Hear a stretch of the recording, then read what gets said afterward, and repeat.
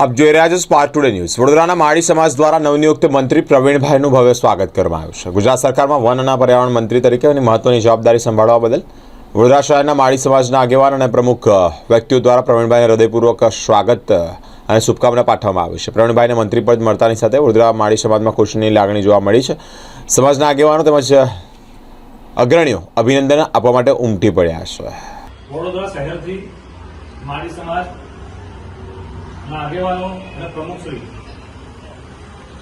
પ્રવીણભાઈ ને દિશા એમને મંત્રી પદ આપ્યું ગુજરાત સરકારે, જે વન વિભાગ અને પર્યાવરણનું છે।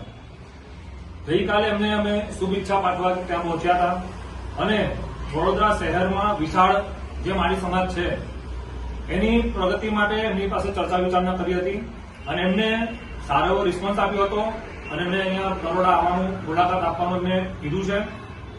માળી સમાજની ગર્વની અનુભૂતિ છે કે અમારા સમાજના એક પરિવારમાંથી જે પ્રવીણભાઈને આ મંત્રી પદ આપવામાં આવ્યું છે એ ખૂબ સરસ છે અને એમનો ધન્યવાદ કરે છે ગુજરાત સરકારનો।